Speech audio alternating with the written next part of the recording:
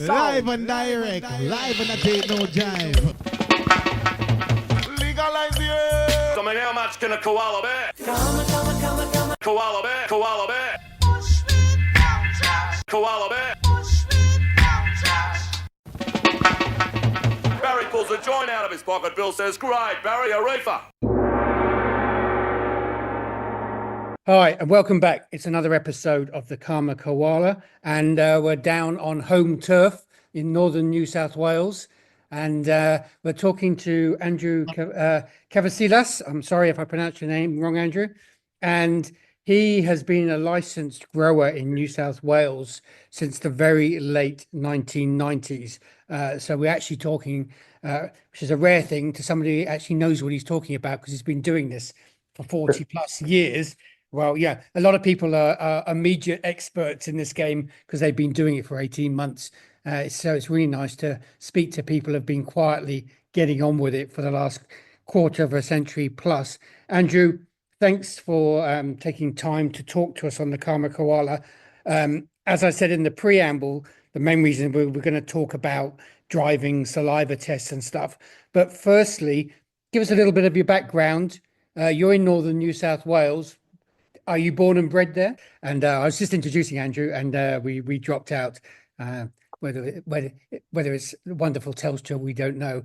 Andrew is in northern New South Wales. He's a licensed grower since the late 1990s, and he's joined us on the Karma Koala to talk about issues to do with saliva, police testing, and those sorts of things. But firstly, Andrew, welcome to the show, and just wanted to get a little bit of your background on how you got to be a licensed grower so early in the game. Oh, yeah. Well, thanks for having me, Sean. It's good to be on Karma Koala and trying to get some info out to people. Look, how did I look? I moved to Nimbin from Darwin back in '97 full time. Yeah. There's a hemp embassy there, and I got involved with them. And I before I really got into it, I looked up the history of the cannabis prohibition, and I had a law background, and you have a legal background. I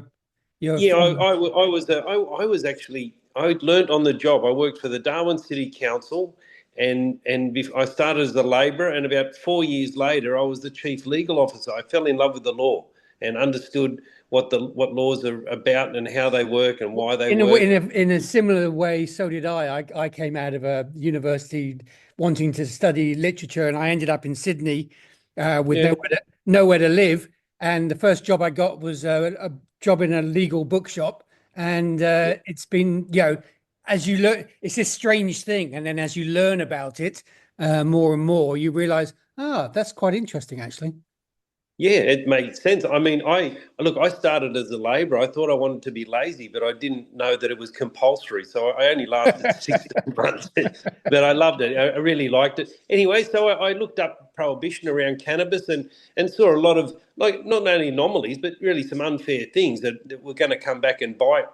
He was always going to blow up, this thing. So, and then, we had the various movements going on around cannabis. And then I think really struck out. I did run a cannabis cafe for a little while in Nimbin, and the police. But again, I probably visited your cannabis cafe way back in the 90s at some point. Yeah.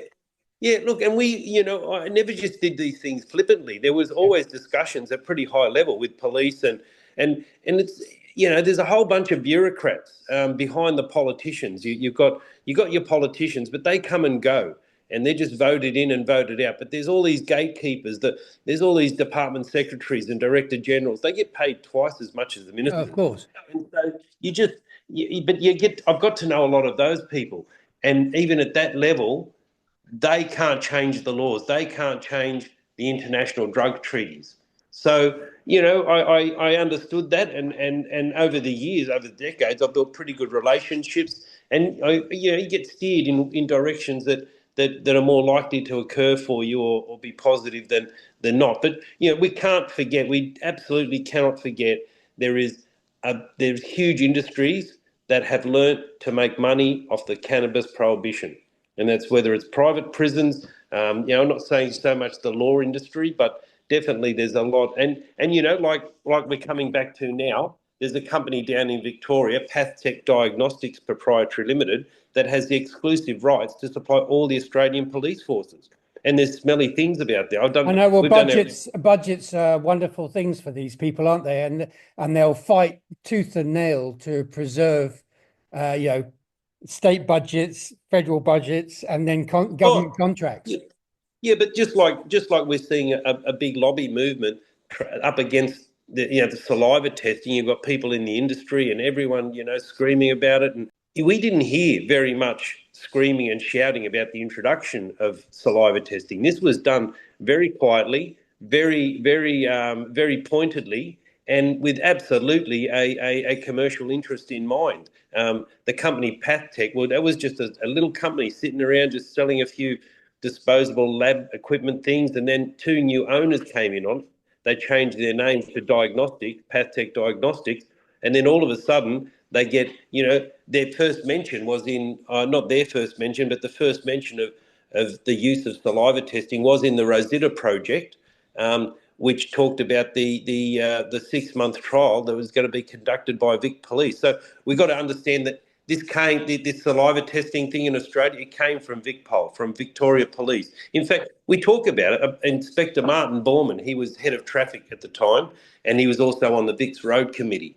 And it's not like these people thought out, we should get some. There was no saliva testing. But there was, an opportunity sought, and then commercial interests step in, and we end up with saliva testing. And then just the way it was done, there wasn't, as I said, there wasn't all this lobbying. It was just done quietly through the police, from police force to police force. And like I said, I was informed off record by somebody in New South Wales Health who talked about, he mentioned that, there's a worldwide push to get saliva testing in. Victoria Police are going to have a go. New South Wales Police had read, my understanding is New South Wales Police had read the Rosetta report, and the Rosetta report did not recommend the use of saliva testing. It actually warned governments to understand the pros and cons of saliva testing. In fact, my submission to the parliamentary briefings in New South Wales was that this would unfairly target cannabis because it stayed in your system a lot longer. I just wanted to jump in and say, look, this is a very timely conversation as we speak on Saturday, the 5th of April, because it was either yesterday or the day before the report came out on the New South Wales drug, whatever they called it, summit. Yeah, they had a drug summit. And to be honest, when I read it, I was amazed at how little they talked about cannabis and how lightweight the conversation was on cannabis and driving. That don't even get me on the topic. The only other thing they mentioned was just sort of sentencing rules and stuff, which was so vague. It was a second injecting room and stuff like. No, look, and that announcement you've seen, and it coincides with the decision made in Victoria. You saw that? Oh yeah, that's where we started. Which is 2 weeks. Which is 2 weeks ago about now, isn't it? Yeah. So my thing is, when I see these announcements from governments, I don't take them on face value.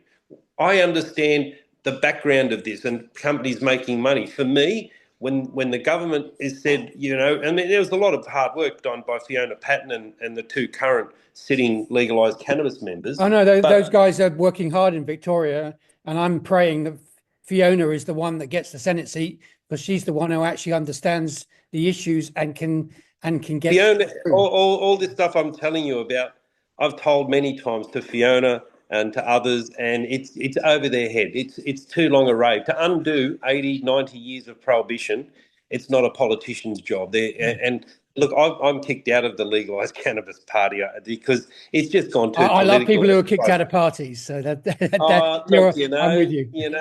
I feel for the public. I think the cause has been hijacked, and it's this sort of stuff. I've been propagating all this stuff and learning all this stuff over the 25 years in Nimbin. This has all gone through the hemp embassy. We should have been educating the people as we go, and we just haven't, because it's just a lot of those leaders, those representatives, just complying to what the media want to hear. And I generally don't do that. My last big story, I did a Four Corners story. I didn't want to do it. We took weeks for them to convince me to do it. I knew what sort of style I didn't want to do. Halfway through filming, they kind of apologised to me and said, "Oh, it's going to be a bit different and stuff." But the people I was trying to warn, the people that I was trying to warn about, I didn't know. They were the stars of the show. It just done my head in. So, all of that, I've been around for a while. For the politicians, it's too big a long a story. For me, when I see the announcement that what they've done is, so police may have had a bit of discretion before with the saliva test. And we heard many stories where police would stop someone, they want to do a saliva test, they ask the person, are you using cannabis? The person says, oh, yeah, well, yeah, I do use it for medical purposes. But you have to understand, when you're using cannabis for medical purposes legally, you've signed away your rights to use this as a defence. You understand that, right? Yeah. So you tell a police officer, look, I'm using it, I'm doing it legally. The police officer then turns into a doctor and decides whether, Well, he's going to die. it's that age-old discussion, and I've had this with a number of organisations in the States. Is the difference between blood system and impairment, of which the science as yet can't work out. I mean, yeah, that's right. Yeah, and the subsequent, there was reports on that. There was a Rosetta project, and then there was the Druid reports that absolutely said, the scientists, the pharmacologists said, we're not ready to use well, I mean, the saliva people as a I've been matrix. talking to, NITAS in the States, so they're 10 years off that. I mean, and they might not have the money now, but they had some money back in November when I was speaking to them, and they said it's a long time off before we can having that discussion. Have you ever heard of any of the unpublished reports on cannabis and driving where they've done live testing? No, not at all. Give me some So information. the first one that we heard of ever was in California, where they tried to submit that, driving, especially novice drivers, didn't do very well. They submitted the report. What they failed to do was test these novice drivers several times. So they went back to these novice drivers who'd never used cannabis before initially, but half of them enjoyed the experience so much that they took up using cannabis after this trial. So, but then the latest one I heard of was out of South Australia, where the words anti-risk came out. They said if you're using cannabis and you're impaired, you're having trouble to do a figure eight.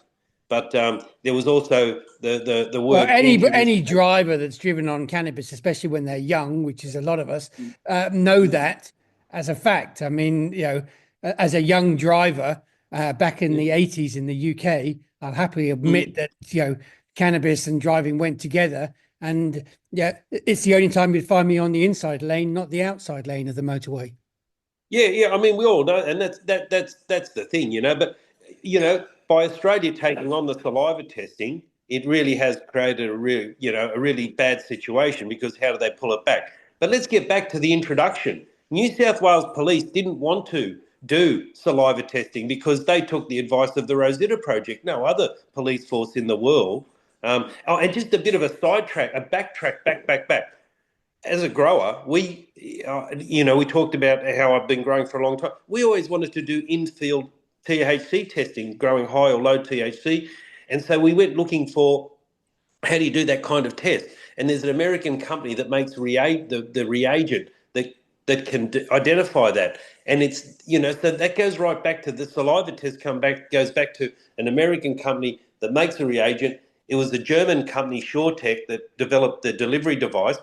By the way, those reagents are very toxic. So that the other thing they told us, if we were going to use them in field in any kind of way, we needed goggles and rubber gloves and breathing apparatus. And if you have a close look at the device itself, it's in two parts. So the toxic stuff doesn't go into your mouth. The cop holds that in the other hand. After your saliva test and it's picked up your saliva, they press the two pieces together, which breaks the vials and sends the reagents up onto the sample pads. I don't know, with police, are they taking proper precautions around that? Do they even know? I don't know. So I hope you're going to edit this really well together. I know, it's just a conversation. So that's how I like to do it. And look, it's cannabis. It's confusing. There there's no straight path with these discussions. I mean, it has been made that way. As you said, we've got 100 years to untangle. You can't have an A to Z conversation when it comes around to cannabis because there's so many moving parts, and that's what you're. As with a lot of other people I speak to, that's what you're explaining is all these moving parts are happening at the same time because the general public haven't been educated properly about this. And that's what I wanted to sort of ask you a bit of a direct question. We've got a federal election coming up in Australia. It's the first time a federal election really has the media interested because of the Cannabis Party, what we think of them or not. Should people be applying their vote to the Cannabis Party or similar in the vain hope that there will be some sort of regulation of cannabis in Australia that operates outside the commercial medical market? Well, there's so much to unpack there, mate. But I know. It's a big question. Very simply. The legalised cannabis party and it's a perfect one to vote for. Generally, they're not going to win. So give them your first vote. Maybe go down, have a look at some other minor parties, then maybe go to the Greens. And we always think we're a bit left, but we're actually not. We've had a look at preference voting. I was with the party for a long time. And I used to, read through the intestines and the entrails after, and so I think we found 52% of our voters preference to the right if they let themselves go. Because that's interesting. They're smart voters, mate. They're very smart voters. You get two bangs for your buck. You vote. You can get three. So you can vote for your hemp party or the legalised cannabis party number one. If you want to throw in they're not going to win. They're generally, you can know they're not going to win, but it's where your vote's going to. We got full preferential. Where you get a preference, exactly. Yeah. So give a couple of minors your votes because hemp won't get up, but they'll pass on to them. Maybe go to Greens and then go to Labor, but generally we say put Conservatives last. I say that, but we get more work done. We've had more cannabis law reforms under Conservative governments. But I mean, I suppose the question is, what sort of cannabis law reform is that? And does that in the end benefit private business only or the general consumer? I suppose that's my question. Yeah, look, my thing is the general consumer. And that's part of the reason why I had to get out of the party. The party, especially its Nimbin orientation, its Nimbin core base at the embassy is all about home grow. And so I could never talk about the 95% of people who can't grow, won't grow. These people have never left Nimbin. Some of them, they haven't been around. And I understand that totally, but it's getting that balance because at the moment it's 95% in terms of somebody buys something very highly priced and they don't know where it comes from. And I see it as a 70-30 or a 60-40 or something like that over a period of time. At the moment, it seems very unbalanced in the favor of, the ASX approach to cannabis. Oh, yeah, absolutely. Yeah, look, I went through all that as well. And what you need to really unpack there is, so you've in Australia, we were the first government to willingly introduce a medical cannabis regime. And we doubled down. We tripled down because there's no science behind what the government did to introduce it. They just made some amendments to the Narcotic Act. Yeah, and that wonderful word, unapproved, basically. Yes, unapproved, special access care. And we tripled down by saying we were the first government to say only a doctor can prescribe it. So when you unpack that, in Israel, the doctors never prescribe. There's nothing to prescribe. In America, nothing to prescribe. In Canada, the doctors never prescribe. In Australia, we said they can prescribe it. And this was on the back of, we'll go back a bit further. I was in Canada in 2015. So you understand in Canada, they had 3 failed medical cannabis regimes. Yep. And they were all forced on them by the High Court. The Allard Wilcox case, you're aware of that? Yes. Yes. Yeah. So I was there in 2015 when that new court case happened, and the High Court found that if there's a safer way of using cannabis other than smoking high THC cannabis, because back then medical cannabis was high THC exclusively, no talk of CBD, blah, blah, blah. And that court case found that they could make oils, they could do extracts, they could manufacture, and that goes back even further to the real banning of it under the UN drug treaties, the manufacturing stuff from stuff that's owned. So we then, Greg Hunt at the time, our health minister, they devised a plan because there was a lot of pressure at the time too. Ministers were getting involved, state premiers were getting involved, and they were standing with the kids, and we're going to help these kids, the epileptic kids, and it was the kid angle, wasn't it? Yeah, that's right. That's what got us over the line. I've been through. This started back in 1996 on the back of the HIV stuff in San Francisco. What was it? Proposition 215 by. Well, I was only just speaking to Steve D'Angelo about 215 earlier in the week because I'm doing a podcast series of his life. So we spent an hour speaking about 215. Absolutely, Matt. 2 years after that, we brought Dennis Pron to Australia, and that really inspired me to get into the medical cannabis. And back then, medical cannabis was cookies. That's it. Yeah. That your medical cannabis was cookies, high THC cookies laden with butter. That good shortbread recipes. You could get as much butter as you could get into them, and dosing was easy. It was a quarter of a cookie, a half a cookie, or a whole cookie if you got cancer. And nowadays, so the oil thing happened, and on the back of that announcement, the Australian government said that they were going to introduce this medical cannabis. The actual mindset at the time was that it was just going to be oils, and that was it. And then Tilray and other companies came over. They were bringing us oils that had never been used in Canada before, and all of a sudden they're here. And I was involved in that ASX thing as well. I had a couple of companies I sold out to an ASX listed company. I eventually bought my companies back, VitaHemp and Medical Cannabis Limited. They failed under that kind of regime. But anyway, well, I mean, the management just had no idea of what they were dealing with, I don't think. No one knew. Yeah, I mean, even me, to be honest, I didn't know. But I remember at the time, I absolutely, my advice to companies was don't grow in Australia. You're not going to compete. The conditions are just absolutely. See, even for Australia to be a country that willingly introduced this medical cannabis thing, it was going to be just oils. We didn't know about.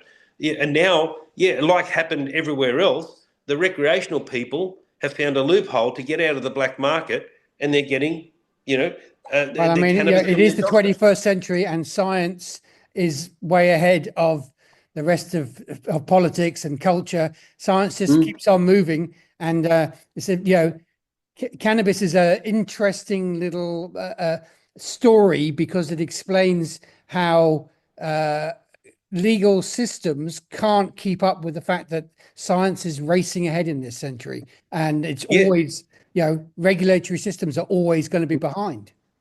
Yeah, look, the science, that's interesting. If we go back to the drug treaty, it's the drug treaties and the way that the companies now control the way that medicines are developed.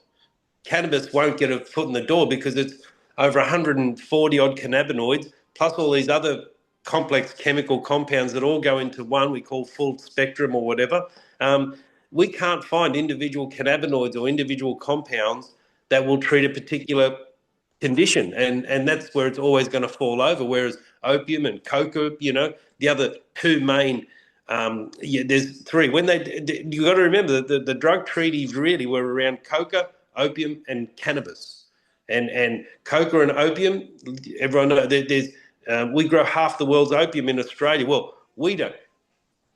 Cannabis is owned, like the companies that own the lawful genetics to do opium products. You can't just go and get somebody from Afghanistan, send me some poppy seeds, I'm going to grow opium and make a medicine. That's how this medical cannabis industry. Well, I was about to say it's Tasmanian botanics, isn't it? And they seem to be getting a tighter control on the cannabis market now as well. You look, it's really, those licenses are GlaxoSmithKline and Johnson & Johnson. They own always have the internationally lawful genetics. They contract our farmers to grow that. The farmer doesn't own that crop. If he touches one of those poppy seeds and takes anything, that's a narcotic offence. They own it, and there's a bit of complexity around that in that we grow half the world's opium, which is in contradiction of the 80-20 rule in the United Nations Treaty, because in recognition that opium comes from the Middle East, they said the 80-20 rule would apply, that 80% of the world's opium will be grown in India and Turkey.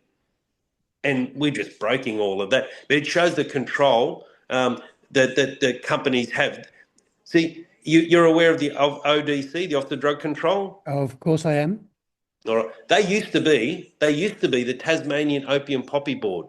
And it was a proper little committee run, not run by the companies, but then the companies took over. And especially when we started, we went to the thebaine-rich opium. That's the one that really gets people addicted. And but also you can't just get the poppy out of the field. Look, when I say that, there's arrangements for the growing of cannabis and opium and coca. There's 400 legal coca growers in Colombia that make Coca-Cola. Were in the room when the drug treaties were written up, because in brackets it says coca for medical purposes and a soft drink syrup, decoconized extract. So and GlaxoSmithKline, they own the contracts.